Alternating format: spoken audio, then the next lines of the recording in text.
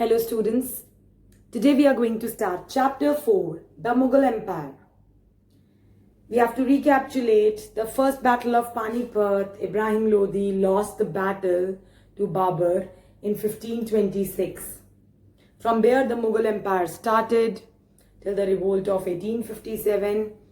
Slowly the decline of the Mughal dynasty started in 1707 with the death of the Aurangzeb.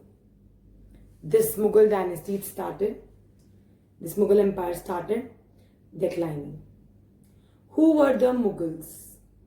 You know, the Mughals could be traced line with the two rulers. If I talk about Genghis Khan, he was of the Mongol tribe. He used to rule in the China and the Central Asia.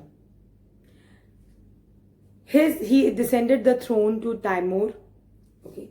Timur was ruled in Iran, Iraq and the Turkey. Timur is in the Mughal, if dynasty I talk about, if the Mughal empire I talk about, Timur is known as Timerund ancestry. Why it is being said? Because he recaptured Delhi in 1398. The people did not like to be associated with Genghis Khan because he was associated with the massacre of the thousands of people. He killed thousands of people. After the Delhi Sultanate came to an end, Daulat Khan Lodi, he called Babur. Babur was the king of Kabul. He called him and Babur defeated Ibrahim Lodi in the first battle of Panipat. From there, his empire started. And Rana Sagar, the ruler of Mewar, these two people were called to end the Lodi dynasty. Okay, the Rana Sanga, the ruler of the Mewar, and the Babur, the ruler of Kabul. Okay, both of them thought that Babur, after defeating the Lodi, would return to the Central Asia. That Babur has defeated the Lodis, he will return to his kingdom. But he didn't leave. He didn't left. Babur defeated Ibrahim Lodi at first battle of Panipat in AD 1526. This you already know. So as I told you already that Babur defeated Ibrahim Lodi, the last king of the Lodi dynasty. Now he came into the power, Babur, from AD 1526 to AD 1530. Babur decided to take the control of Delhi and Agra. He occupied Delhi and Agra. You know, Rana Sanga was also the king of the Mewar. He also in the battle with the Lodi. He also defeated him. And he was very much angry with Babur. He thought that he will return to his place, Central Asia, but he didn't. So it angered Rana Sanga and the Afghan nobles. Okay, they got angry. They led an army against him.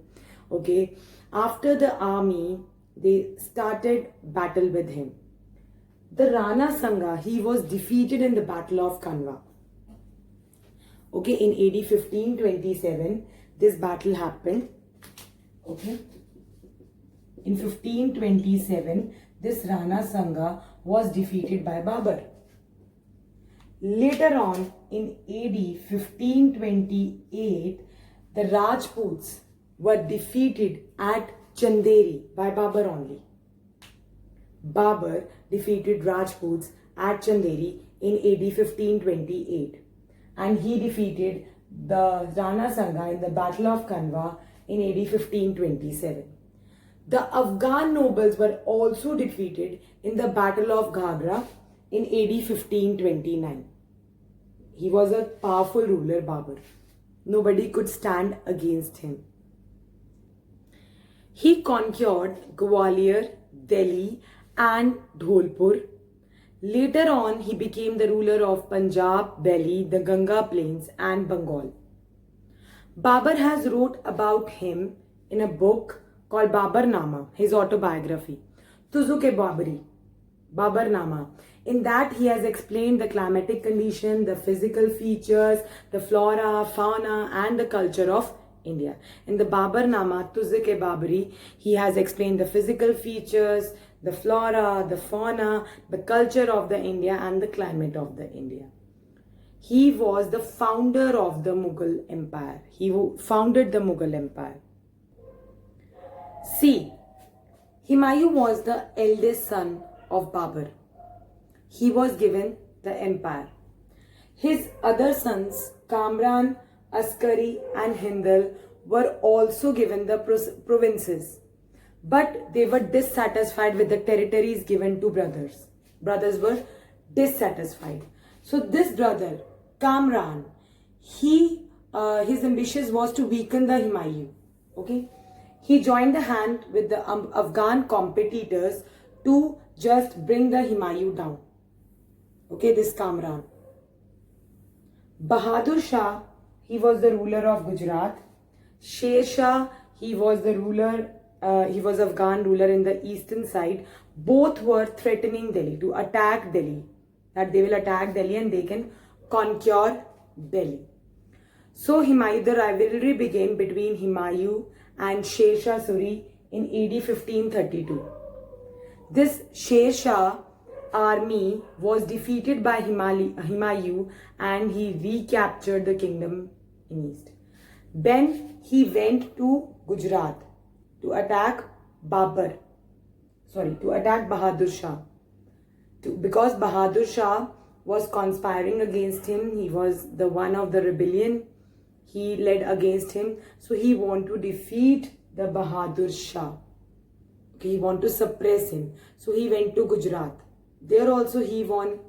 Okay. When Humayun was occupied with the Gujarat, Sher Shah that time regrouped his forces, defeated the Humayun in the Battle of Chausa in 1539. A year later, again Humayun defeated that Sher Shah.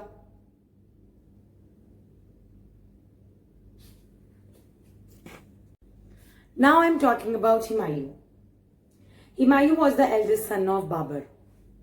Humayun period started from 1530 to 1540, then 1555 to AD 1556.